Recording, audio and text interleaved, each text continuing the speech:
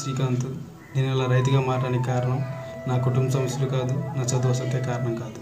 ప్రతి ఒక్కరూ రైతు కొడుకు రైతు అవ్వలేకపోతున్నానని ఒక్క దుష్ట సంకల్పంతో నేను ఇలా రైతుగా మారాల్సి వచ్చింది. మా నాన్నలాగా రైతుగా దర్జాగా బతకాలనుకుంటున్నా. మా నాన్న రైతు, నేను రైతు. జై కిసాన్. నేను ఇలా మారటానికి కారణం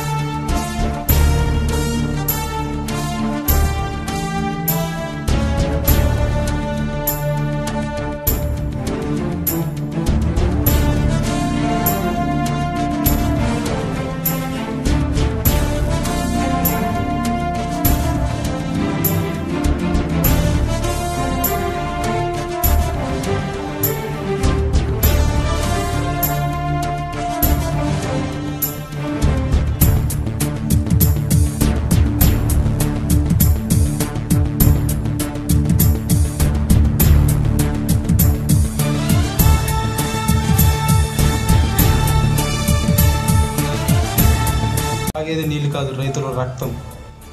నేనేం చేశా? ఏం చేసావు నీకు తెలీదా?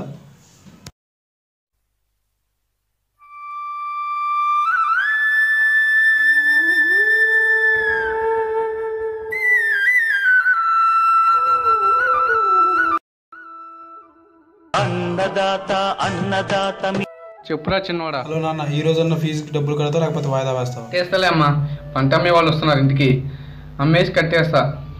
సాయంత్రం ఇంటికి వచ్చి తీసుకెళ్ళమ్మా.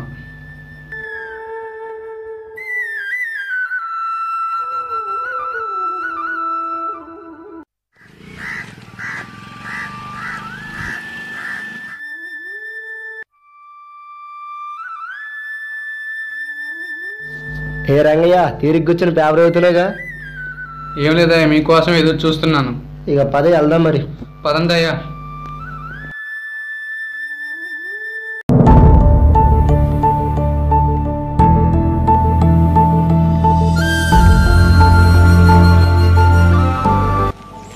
ఇదిగోండి అయ్యా, కళ్ళం ఇక్కడే. ఆపండి అయ్యా.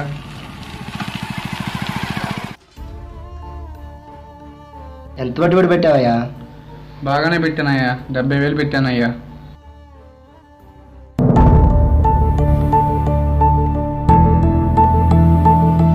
ఈ పంటకి 70,000 పెట్టుబడి పెట్టినవా? 15,000 కూడా రావయ్యా?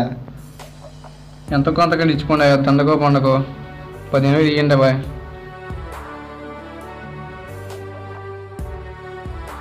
పిల్లగాడి ఫీజు 30,000, 15,000 వచ్చినాయి. 15,000 ఎలా? నేను చనిపోతే నా పేరు మీద ఉన్న ఎల్ఐసి డబ్బులేని వస్తాయి. మా వాడు ఫీజు అని కట్టుకుంటాడు. నేను చనిపోవాల్సిందే. ఒకవేళ నేను చనిపోతే అప్పులోళ్ళు వచ్చి మా అబ్బాయిని అడుగుతారేమో ఒకవేళ.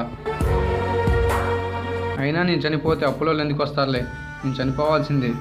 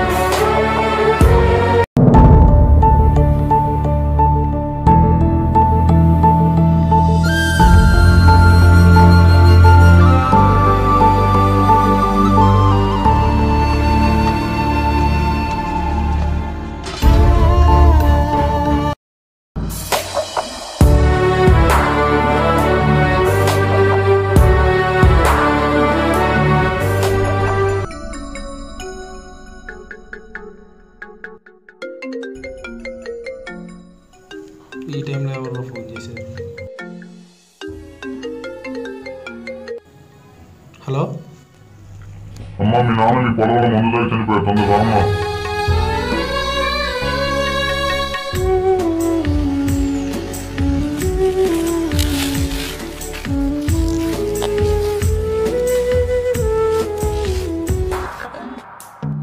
అన్నా అన్నా అన్నా అన్నా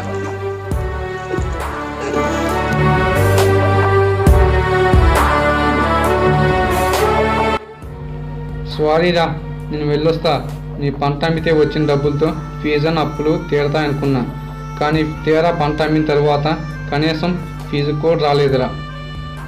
నేను చనిపోతే నా పేరు మీద ఉన్న 15,000 ఎల్ఐసి వస్తాయిరా, కనీసం ఆ ఫీజు అన్న కట్టుకోరా. ఒక తండ్రిగా నేను ఓడిపోయాను, ఒక విద్యార్థిగా నువ్వు ఓడిపో మాకు. సరేలేరా, నేను వెళ్ళొస్తా.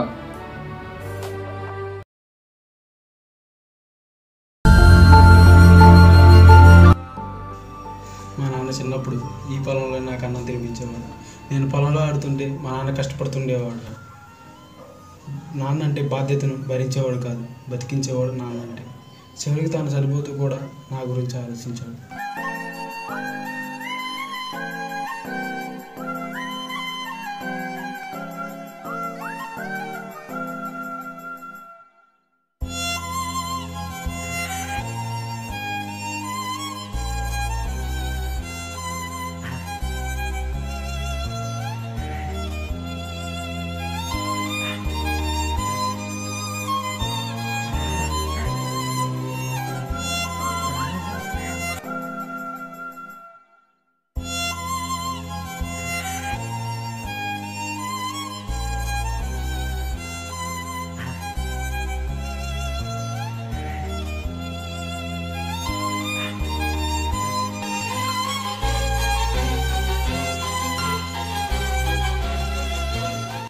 ఈరోజు నేను మా నాన్న చనిపోయిన బాధపడలేదు, ఈ దేశానికి ఒక రైతు కోల్పోయాలని బాధపడుతున్నాను. ఇలా ప్రతిరోజు అప్పుల పాల ఆత్మహత్య చేసుకుంటే ఇక అన్నం పండించేవాడు ఎవరుంటారు? ఒక రైతు వలన 1600 పని దొరుకుతుంది. విత్తనాలు వేయడానికి కొంతమంది, పంట పండించడానికి కొంతమంది, కానీ రైతు చనిపోతే మాత్రం ఎవరు పట్టించుకోవడం లేదు. ఇలా అందరూ రైతు గురించి మాట్లాడాలంటే ఏదో ఒకటి చేయాలి. రైతు వల్లనే మనకి బ్రతుకు, రైతు వల్లనే మనకి మెతుకు అని తెలియజేయాలి.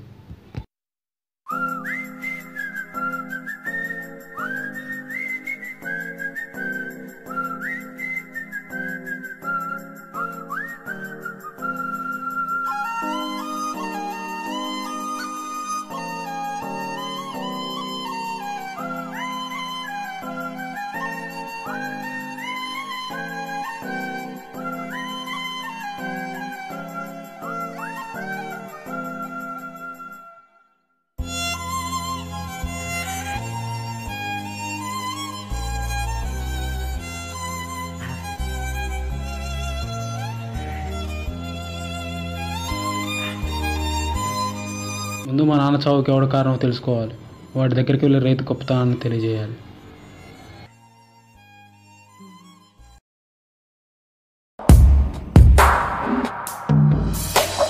అలా మా నాన్న చావుకు కారణమయ్యావు. మా నాన్న చావులో ప్రతి ఒక్క రైతుకు చావుకు కారణం అవుతున్నావు. అలా ఎలా అయితే మార్కెట్ రేటుగా పంట కొన్నది, దానికే మీ నాన్న చావు కారణం అయితేనా? ఓహో, మార్కెట్ దొరికే పంట కొన్నావా? ఈ పెన్ను కాస్ట్ ఎంతో తెలుసా? 5 రూపాయలు. ఎలా చెప్పగలిగావు? ఎంఆర్పీ రేట్ చూసి. 5 నిమిషాల్లో 5 మెటీరియల్తో చేసే పెన్నుకు 5 రూపాయలైనా తయారు చేసినట్టు చెప్పొచ్చు, కానీ 365 ఎండకెండి వాన తడిసి చలికి ఉనికి పంటను పండించే రైతుకు మాత్రం రేటు నిర్ధారించే అధికారం లేదా సార్? రైతుకి కూడా ఎంఎస్పీ ఉంది కదా సార్. ఎంఎస్పీ అంటే మినిమం సపోర్ట్ ప్రైస్, అది ప్రభుత్వం ప్రవేశపెట్టింది. కానీ ప్రతి పంటకు కనీస మద్దతు ధరని ఎవరికి తెలుసు సార్? అది ఉందని ప్రజలు అడిగినా కానీ ప్రభుత్వం ప్రవేశపెట్టదు, రైతును ఆదుకోదు. సార్, ఒక డాక్టర్ కొడుకు డాక్టర్ అవుతున్నాడు, లాయర్ కొడుకు లాయర్ అవుతున్నాడు, ఇంజనీర్ కొడుకు ఇంజనీర్ అవుతున్నాడు, కానీ రైతు కొడుకు మాత్రం రైతు అవ్వలేకపోతున్నాడు సార్. ఎందుకో తెలుసా? ఒక డాక్టర్ కొడుకు నెలకు 50,000, 50,000, లాయర్ కొడుకు 70,000, ఇంజనీర్ కొడుకు 80,000, కానీ రైతుకు మాత్రం అప్పులే సార్. ఏమీ ఉపయోగం లేని వాళ్ళకి నెలకి ఎంతని పెన్షన్ ఇచ్చి సార్ గొప్పగా ఉన్న ప్రభుత్వం సార్ మనది. కానీ ఈరోజు మనం అన్నం తింటున్న కారణం అవుతున్న రైతుకు మాత్రం ఏమీ ఇవ్వట్లేదు సార్. సార్, రైతు దేశానికి వెన్నెముక అంటారు, అదే వెన్నెముక ఈరోజు విరిగే పరిస్థితికి వచ్చింది. లాస్ట్ రేయడం పక్కన వచ్చింది, కనీసం రైతుకి ప్రథమ చికిత్స కూడా ఉపయోగం లేకుండా. ఈరోజు మా నాన్న చనిపోయాడని రాలేదు సార్. మా నాన్నలాగా ఎవరో చనిపోకూడదని ప్రతి ఒక్క రైతుకు భరోసా ఇవ్వడానికి వచ్చేసారు.